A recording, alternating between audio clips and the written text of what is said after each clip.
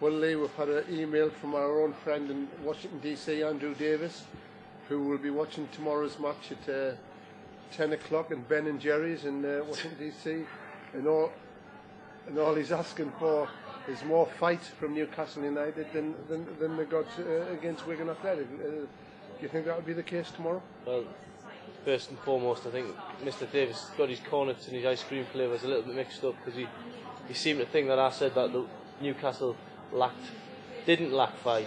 Well, I'm saying they did lack fight. All I said was they gave himself a platform to win the game with a good sort of series of chances, didn't take them, and then they let the water in at the other end. So, well, you can put that in your corner and lick it. I mean, I've got to agree with Andrew. I thought when we talked about Wigan on Monday morning, I thought you let Newcastle United off the hook. I thought they were very, very poor, lacked fight, lacked spirit, and you know, even if Newcastle win tomorrow against Middlesbrough, what happened last Sunday at the JJB Stadium left a nasty taste in my mouth, and they've got to win well tomorrow for me to, you know, to get back in the people's good books. I mean, can they win? One of the biggest obstacles tomorrow is obviously going to be our friend Woody. You know, I mean, I've covered Newcastle United since 1980, and even though he didn't play 20 games, I've got to say that Jonathan Woodgate's probably the best centre half I've seen in a black and white shirt.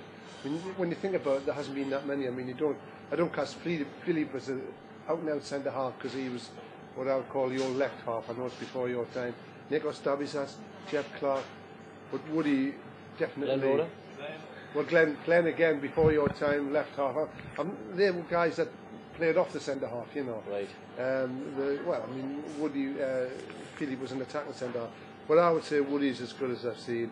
I worry about tomorrow, but you know, even Woody, if Martins gets going as we know he can and uses his pace, I thought Woody struggled a little bit down at Riverside Stadium back in September. Well, I just think the whole Jonathan Woodgate situation, let's be honest, Middlesbrough go into the game below Newcastle on the table, so there's a lot of people saying, oh, Woody would have done this, Woody would have done that. Well, he might have, but he's been playing for them for most of the season. He's had a couple of injuries, and you know, they go into this game below us in the table.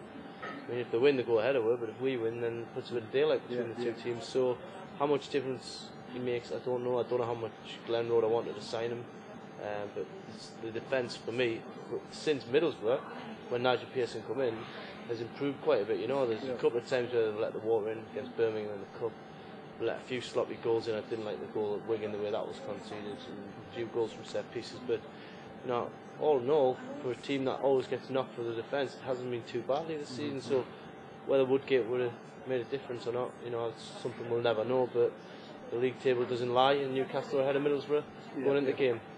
I mean, I know Glenn thinks Woody's a good player, but I think at the back of his mind there's always that doubt about the injury situation. When Woodgate was available at the start of the season, don't forget Newcastle already had Michael Owen and Kieran Dyer in the treatment table, and it would have been a gamble to sign Woody. I mean, I would have signed him, but I don't have to account for any you know, money that he makes.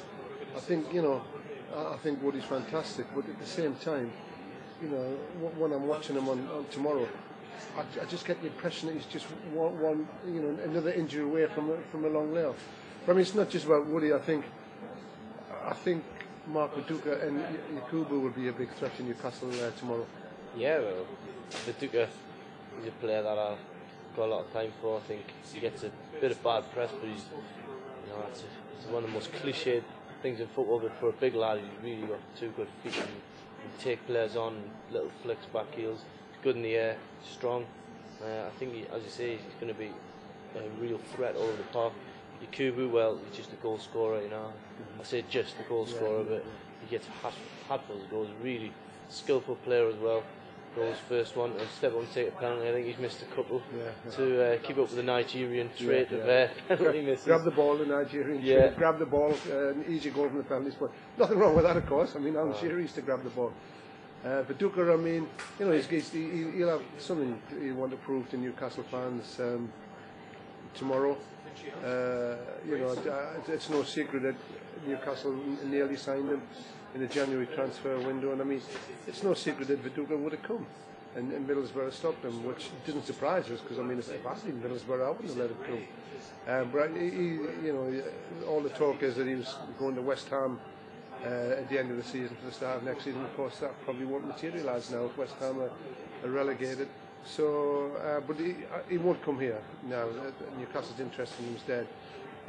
Let's just hope they're not ruined, not getting him in January by 20 to 5, quarter to 5 tomorrow night. Exactly.